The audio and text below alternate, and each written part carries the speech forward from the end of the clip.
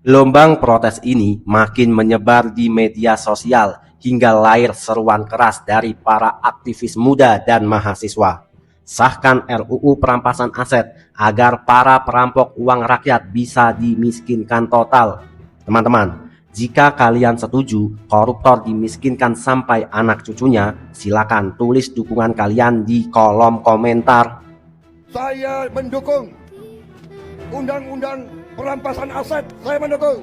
Megawati itu dikabarkan tidak setuju undang-undang perampasan aset. Saya tanya sebagai menteri, Bu, ini rame undang-undang perampasan aset ini udah selesai, tapi katanya PDP nggak. Bu Mega bilang, loh, saya setuju undang-undang perampasan aset, kata Bu Mega, saya setuju, tetapi polisinya dan jaksanya ditata dulu, karena nanti itu undang-undang perampasan aset itu bisa digunakan untuk meras orang, bisa.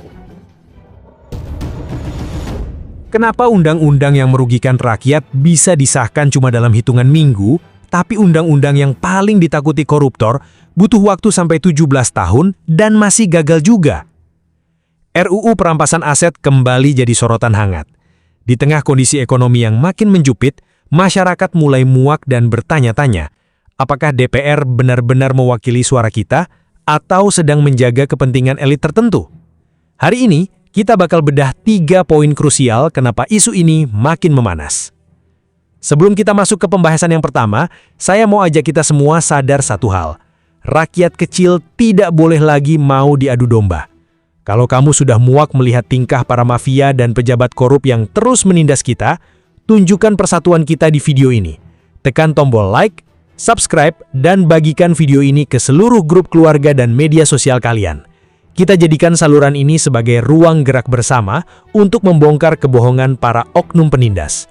Dan ingat, perjuangan kita bukan cuma buat melawan yang jahat, tapi juga untuk membela para pejabat yang benar-benar bersih dan tulus bekerja buat rakyat. Karena kita tahu, pejabat jujur pasti bakal diserang, difitnah, dan dijatuhkan oleh para mafia yang terancam.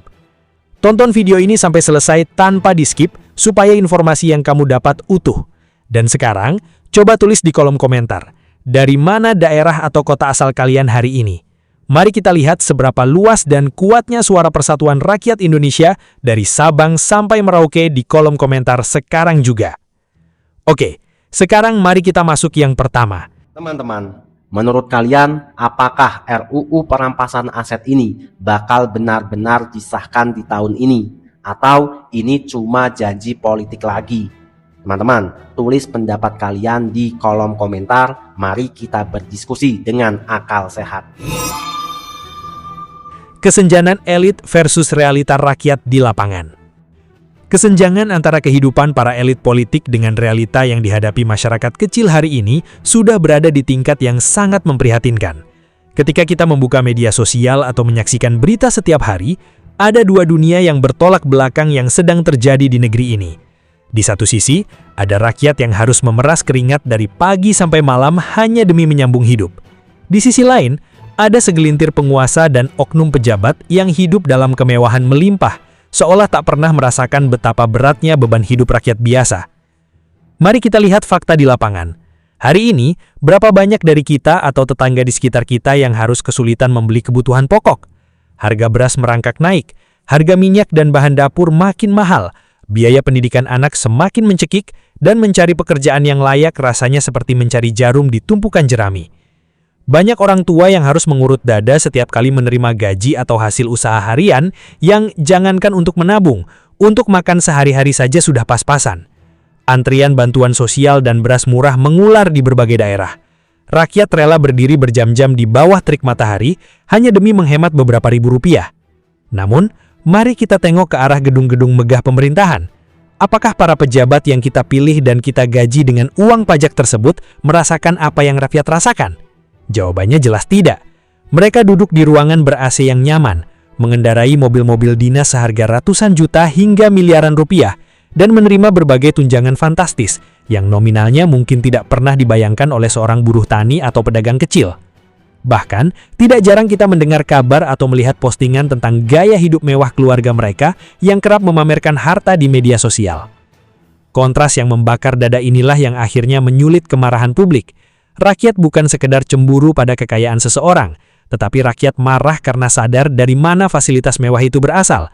Setiap rupiah pajak yang kita bayarkan dari pembelian barang harian, dari potongan gaji, dari keringat para pekerja di jalanan, sejatinya ditarik oleh negara untuk membiayai pembangunan dan kesejahteraan bersama. Namun, alih-alih mengalir kembali dalam bentuk fasilitas publik yang murah dan berkualitas, uang itu justru seperti habis menguap dalam pusaran gaya hidup para elit. Dari keputusasaan dan kekecewaan yang sudah tertimbun bertahun-tahun inilah lahir gerakan kesadaran di tengah masyarakat. Anak-anak muda, mahasiswa, hingga para aktivis mulai bersuara keras menyuarakan satu pesan tegas. Uang rakyat adalah milik rakyat, bukan modal untuk pesta dan kemewahan para penguasa. Rakyat kini mulai sadar bahwa sikap diam selama ini justru dianggap sebagai persetujuan oleh para mafia dan oknum pejabat korup untuk terus menindas. Kesadaran kolektif ini membuktikan bahwa batas kesabaran masyarakat sudah habis. Kita tidak bisa lagi dipaksa menerima keadaan sementara orang-orang di atas terus bersenang-senang di atas penderitaan rakyat kecil. Perbedaan yang begitu mencolok inilah menjadi bukti nyata bahwa ada yang salah dalam tata kelola negeri ini. Dan kekecewaan inilah yang menjadi bahan bakar utama mengapa tuntutan perubahan dan pembersihan sistem harus segera diwujudkan sekarang juga. Banyak yang bilang DPR sengaja menunda RUU perampasan aset karena takut sama dirinya sendiri. Tapi ada juga yang bilang sistemnya yang rumit dan harus berhati-hati.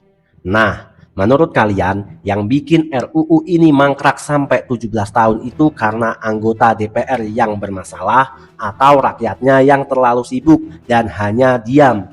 Ya udah, daripada bingung, yuk kita simak penjelasannya. Tapi jangan lupa subscribe channel milik rakyat kecil ini, Keset Politik. Puncak dari segala kekecewaan dan rasa ketidakadilan yang dirasakan rakyat sebenarnya bermuara pada satu hal yang sangat krusial, yaitu keberadaan rancangan Undang-Undang Perampasan Aset. Aturan ini sejatinya disiapkan sebagai senjata paling ampuh untuk memiskinkan para koruptor dan merampas kembali seluruh harta hasil kejahatan mereka untuk dikembalikan kepada negara. Logikanya sangat sederhana dan masuk akal bagi siapapun. Jika seorang pejabat atau oknum mencuri uang milik rakyat, maka hukum tidak boleh hanya sekadar memasukkan mereka ke dalam penjara yang seringkali fasilitasnya masih bisa dipesan secara mewah. Hukum yang sejati harus mampu mengambil kembali setiap rupiah yang telah dicuri sampai tak tersisa, agar modal utama dari lingkaran setan korupsi itu benar-benar hancur. Namun, disinilah letak keanehan dan ironi terbesar yang memicu kemarahan publik secara luas. Aturan yang begitu dibutuhkan oleh seluruh rakyat Indonesia ini telah diulur-ulur pembahasannya selama lebih dari 17 tahun. Selama hampir 2 dekade, draft aturan ini terus berpindah dari satu meja ke meja lainnya, dilempar dari satu lembaga ke lembaga lain, dan selalu berakhir dengan alasan klasik yang sama dari para wakil rakyat. Tidak ada waktu yang cukup atau masih membutuhkan kajian yang lebih mendalam. Mari kita gunakan logika sederhana untuk menilai situasi ini. Bagaimana mungkin sebuah lembaga legislatif yang diisi oleh orang-orang terpelajar dan dibayar mahal oleh negara mengaku tidak memiliki cukup waktu selama 17 tahun hanya untuk mengesahkan satu aturan yang sangat jelas manfaatnya bagi negara? Ketidakmampuan ini terasa semakin janggal ketika kita membandingkannya dengan rekam jejak pengesahan aturan-aturan lainnya. Kita semua menjadi saksi bagaimana berbagai regulasi lain yang menuai perdebatan sengit di tengah masyarakat. Seperti aturan yang berkaitan dengan urusan bisnis besar, investasi elit, hingga perubahan struktur organisasi lembaga tertentu, bisa dibahas dan disahkan hanya dalam hitungan minggu. Bahkan terkadang dilakukan secara tergesa-gesa di tengah malam, saat rakyat sedang tertidur lelap. Ketika aturan itu menyangkut kepentingan para pengusaha besar atau kelanggengan kekuasaan para elit, semua proses administrasi yang rumit mendadak menjadi sangat lancar dan kilat. Namun, begitu giliran aturan yang berpotensi menyeret para koruptor dan merampas harta haram mereka yang disodorkan, seluruh mesin pemerintahan seolah langsung mogok dan kehabisan tenaga. Standar ganda yang begitu nyata inilah yang membuat masyarakat awam sampai pada satu kesimpulan yang logis sekaligus menyakitkan. Para oknum di parlemen sebenarnya bukan tidak mampu atau kehabisan waktu, melainkan mereka memang tidak memiliki niat politik untuk meloloskan aturan ini. Penundaan yang berlarut-larut ini memunculkan pertanyaan besar di kepala setiap warga negara. Apakah para pembuat kebijakan itu sedang takut pada bayangan mereka sendiri? Apakah mereka khawatir jika aturan perampasan aset ini resmi berlaku, maka kendaraan mewah, rumah megah, rekening gendut, dan berbagai aset tak wajar milik mereka atau kelompok mereka akan menjadi target utama yang disita oleh negara? Ketakutan para oknum pejabat terhadap aturan ini sangat bisa dipahami dari sudut pandang mereka. Selama ini, Hukuman bagi pelaku tindak pidana korupsi di negeri ini tergolong sangat ringan dan tidak memberikan efek jerah. Banyak koruptor yang menganggap hukuman penjara beberapa tahun hanyalah semacam risiko kecil dari sebuah bisnis yang sangat menguntungkan. Mereka berpikir, tidak apa-apa di penjara sejenak asal setelah keluar nanti harta hasil rampokan jutaan atau miliaran rupiah masih utuh dan bisa dinikmati bersama keluarga hingga 7 turunan. Bahkan, tak jarang modal korupsi itu digunakan kembali untuk membeli pengaruh politik, menyuap aparat, dan mengamankan posisi kekuasaan yang baru. Inilah sebabnya mengapa RUU perampasan aset menjadi hantu yang paling menakutkan bagi para mafia dan pejabat korup. Aturan ini tidak lagi berfokus pada perdebatan hukum yang berbelit-belit mengenai sanksi kurungan, melainkan langsung menyasar pada pusat kekuatan para koruptor, yaitu harta kekayaan mereka. Dengan mekanisme hukum yang tegas, negara dapat menyita aset-aset yang tidak bisa dibuktikan asal-usulnya secara sah. Jika seorang pejabat tiba-tiba memiliki deretan rumah mewah dan simpanan fantastis yang sama sekali tidak sesuai dengan jumlah gaji resminya, maka negara berhak mengambil alih harta tersebut untuk dimanfaatkan kembali membangun sekolah, perbaikan jalan, rumah sakit, dan fasilitas publik bagi rakyat kecil. Sikap tebang pilih dan pengabaian yang diperlihatkan selama bertahun-tahun ini, akhirnya meruntuhkan sisa-sisa kepercayaan masyarakat terhadap janji-janji manis di panggung politik. Rakyat kini makin cerdas dan sadar bahwa dalih, masih proses kajian, hanyalah sandiwara ulur waktu agar isu ini meredup dan terlupakan dengan sendirinya. Namun, gelombang kesadaran publik saat ini sudah tidak bisa bendung lagi. Rakyat tidak lagi bisa menerima alasan-alasan formalitas dari mereka yang duduk di kursi empuk kekuasaan. Sementara penderitaan di tingkat bawah semakin nyata akibat anggaran negara yang terus digerogoti oleh para pencuri berjas rapi. Setelah melihat betapa dalamnya jurang kesenjangan dan betapa lihainya para oknum mengulur waktu aturan pemberantasan korupsi, timbul pertanyaan paling mendasar di kepala kita semua. Apa yang harus kita lakukan sebagai rakyat kecil agar tidak terus-menerus menjadi korban penindasan ini? Kita tidak boleh berhenti hanya pada tahap marah, kecewa, atau meluapkan kekesalan di kolom komentar media sosial. Kemarahan tanpa arah yang jelas hanya akan menguap begitu saja dan membuat para mafia serta pejabat korup kembali tersenyum lega, karena menganggap kejenuhan rakyat telah usai. Langkah konkret pertama yang harus kita ambil secara konsisten adalah mengawal proses pembuatan kebijakan ini sampai benar-benar disahkan. Pengawasan dari publik tidak boleh kendor sedikit pun. Pengalaman bertahun-tahun menunjukkan bahwa isu-isu besar seringkali sengaja dialihkan dengan konflik-konflik baru yang dibuat heboh agar perhatian masyarakat terpecah. Para oknum penguasa sangat paham cara kerja ingatan publik yang mudah lupa. Oleh karena itu, tugas kita sebagai warga negara yang peduli adalah terus melempar isu ini ke permukaan, terus membicarakannya di berbagai kesempatan, dan memastikan para wakil rakyat tahu bahwa mata jutaan rakyat sedang mengawasi setiap langkah dan keputusan yang mereka ambil di dalam gedung parlemen. Langkah kedua adalah menuntut keterbukaan dan transparansi penuh dalam setiap proses penyelenggaraan negara. Selama ini, banyak sekali keputusan penting dan pembahasan aturan hukum yang sengaja dilangsungkan secara tertutup atau minim publikasi dengan alasan teknis administrasi.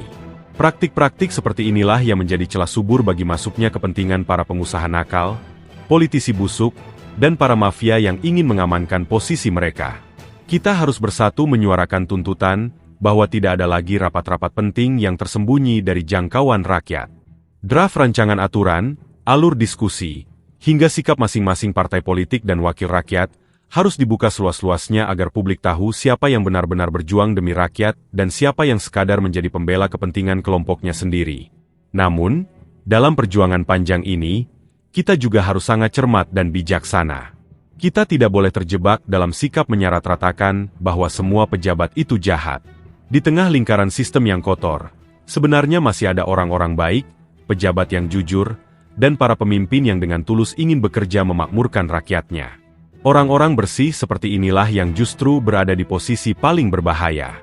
Mereka yang berani menolak suap, yang menolak diajak kompromi oleh mafia, dan yang konsisten membela hak-hak rakyat kecil, hampir selalu menjadi sasaran serangan, fitnah, dan upaya pembunuhan karakter dari kelompok yang merasa terusik.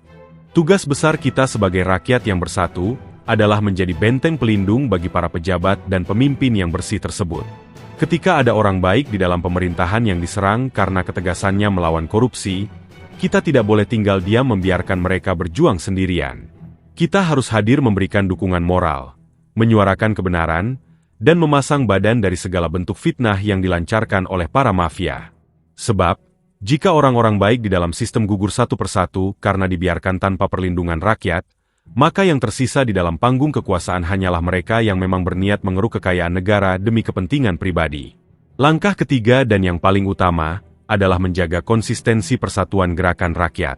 Kekuatan terbesar dari sebuah bangsa berada di tangan rakyatnya, bukan pada deretan mobil mewah, pengawal berjati diri, atau benteng gedung tinggi yang dimiliki para elit. Jabatan, wewenang, dan kekuasaan yang menempel pada diri seorang pejabat pada dasarnya adalah titipan dan mandat yang diberikan oleh rakyat. Jika yang memberi mandat sudah bersatu, bersuara bulat, dan menolak untuk diadu domba, maka tidak ada satupun kekuatan politik atau kekuatan modal yang sanggup membendungnya. Gerakan perlawanan terhadap korupsi ini bukan soal mendukung salah satu partai, figur tertentu, atau golongan tertentu. Ini adalah soal masa depan kita bersama, soal isi piring di meja makan keluarga kita, soal masa depan anak-anak kita, dan soal martabat bangsa ini di mata dunia. Ketika kita melangkah bersama tanpa peduli dari daerah mana kita berasal, apa profesi kita, atau apa latar belakang kita, suara rakyat akan bergema menjadi gelombang besar yang mampu meruntuhkan setiap tembok keangkuhan para penindas. Mari kita jaga terus nyala keberanian ini. Jangan pernah merasa diri kita kecil atau tidak berdaya, karena perubahan sejarah dimanapun selalu dimulai dari keberanian orang-orang biasa yang muak terhadap ketidakadilan. Teruslah bersuara, teruslah mengawal, lindungi orang-orang jujur yang berjuang untuk kita, dan buktikan bahwa kekuasaan tertinggi di negeri ini memang berada sepenuhnya di tangan rakyat.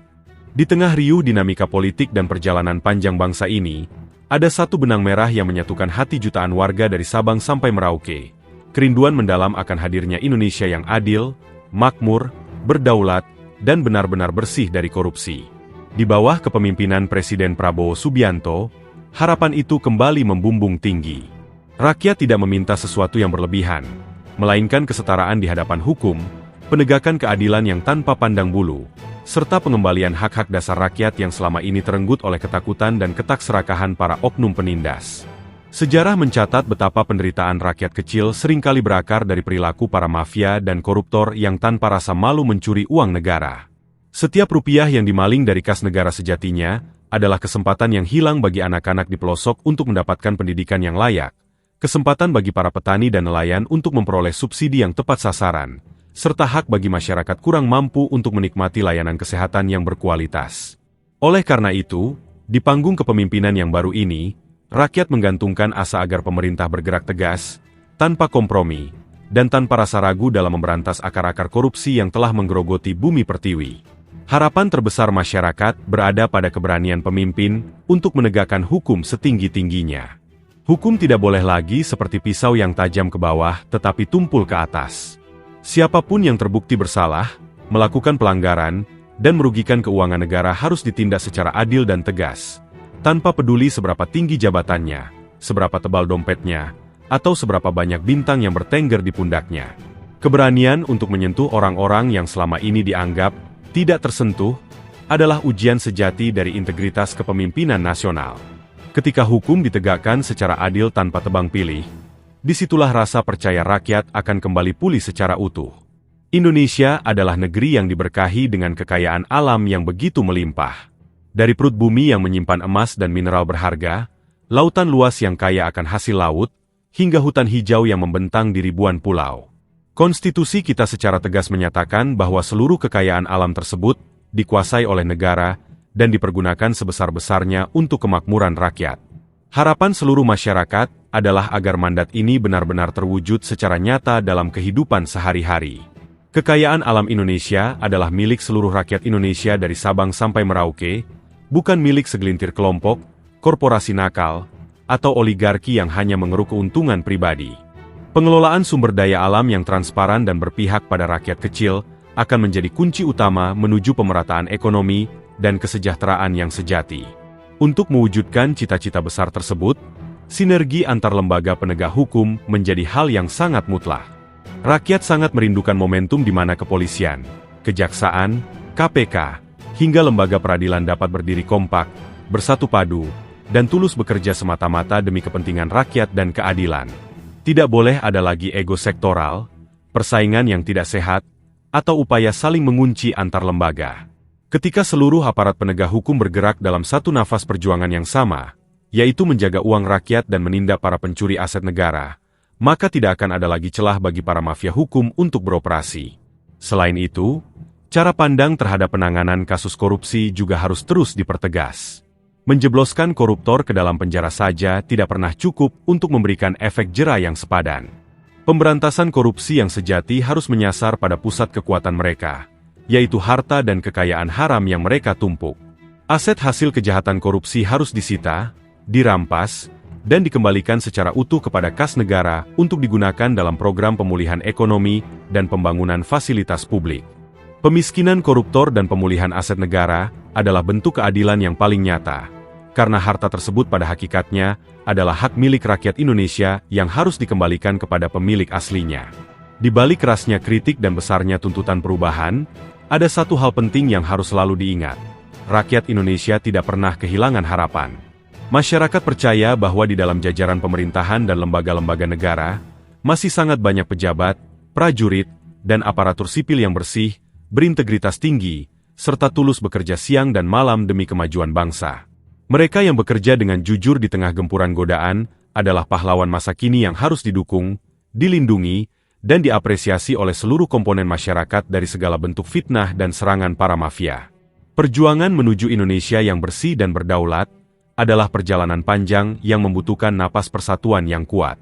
Sebagai rakyat yang mencintai tanah air ini, masyarakat akan terus menggaungkan narasi persatuan dan kesatuan.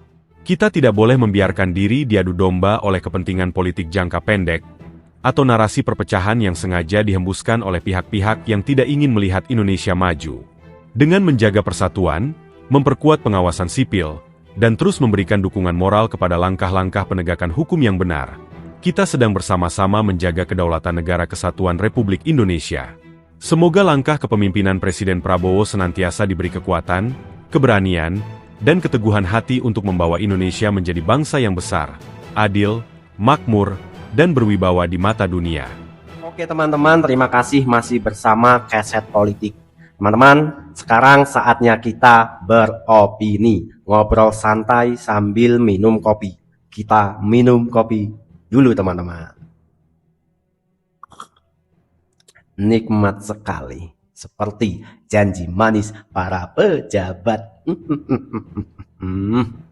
Teman-teman, jika kita melihat kondisi bangsa hari ini, opini jujur yang muncul dari benak rakyat kecil adalah rasa lelah dan kecewa.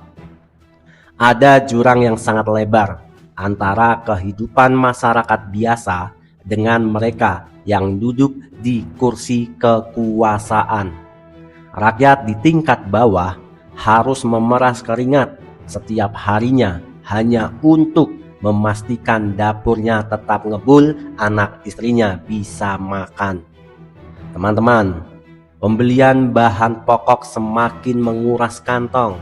Harga beras dan kebutuhan harian terus merangkak naik. Sementara lapangan pekerjaan yang layak semakin sulit didapat. Di tengah situasi yang mengimpit ini, masyarakat terpaksa mengantre bantuan sosial dan beras murah demi penghematan pengeluaran. Teman-teman, tapi di sisi lain, masyarakat dipertontonkan pemandangan kontras dari kehidupan sebagian oknum pejabat dan elit politik. Mereka menikmati berbagai fasilitas mewah yang dibiayai dari uang pajak rakyat. Ketika rakyat kecil harus berhemat setengah mati, tidak sedikit oknum penguasa yang justru memamerkan kemewahan dan hidup nyaman tanpa pernah merasakan dinginnya penderitaan di tingkat bawah. Kontras inilah yang menyulut kemarahan publik. Rakyat sadar bahwa uang yang dipakai untuk membiayai kemewahan itu berasal dari keringat para pekerja, pedagang kecil, para buruh, dan para petani. Rasa kecewa ini makin memuncak ketika rakyat melihat bagaimana hukum dan undang-undang diperlakukan. Regulasi yang menguntungkan kelompok bisnis besar atau kelanjutan kekuasaan bisa dibahas dan disahkan dengan sangat cepat. Namun teman-teman, ketika bicara soal RUU perampasan aset, sebuah aturan yang sangat dibutuhkan untuk memiskinkan para koruptor, prosesnya justru tertunda hingga 17 tahun.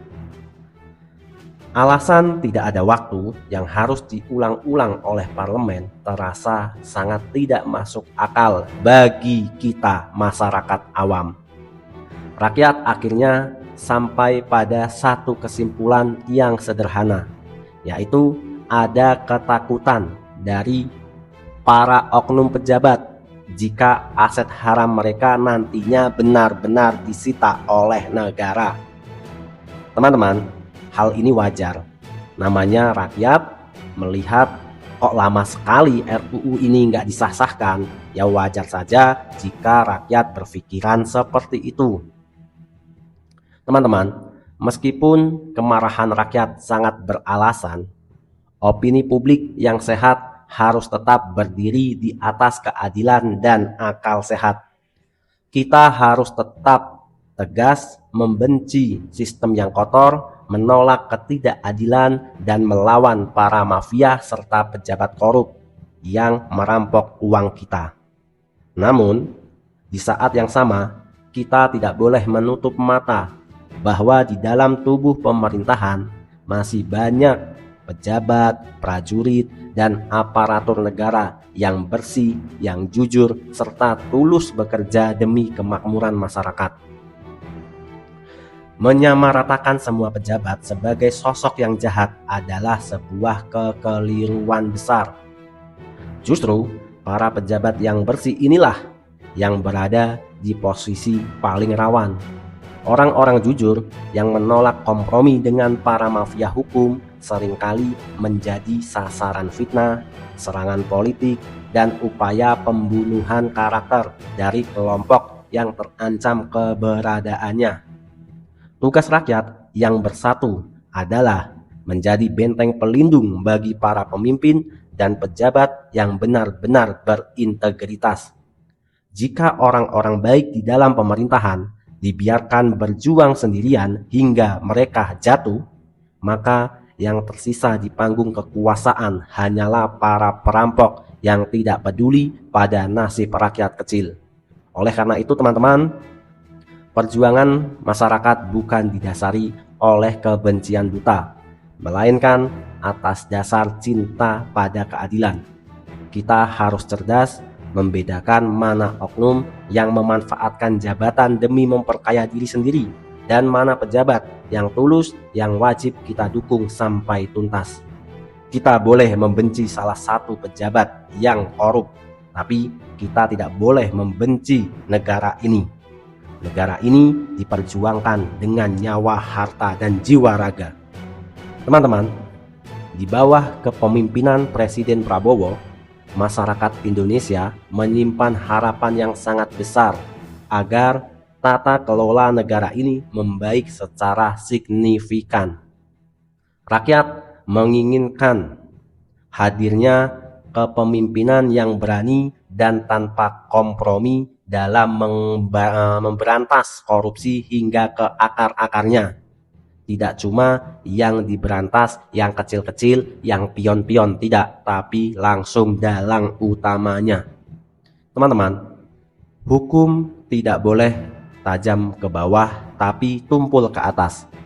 Rakyat ingin melihat ketegasan nyata di mana siapapun yang terbukti mencuri uang rakyat harus ditindak secara adil, tanpa peduli seberapa tinggi jabatannya, seberapa kaya sosoknya, atau seberapa banyak bintang yang menempel di pundaknya. Keberanian menindak oknum berkuasa adalah bukti tertinggi dari kedaulatan hukum di Indonesia. Teman-teman, perlu diingat, bumi, air, dan kekayaan alam yang melimpah di Indonesia adalah hak milik seluruh rakyat Indonesia dari Sabang sampai Merauke. Hasil dari pengelolaan sumber daya alam ini tidak boleh hanya dinikmati oleh kelompok tertentu, oligarki, atau korporasi nakal.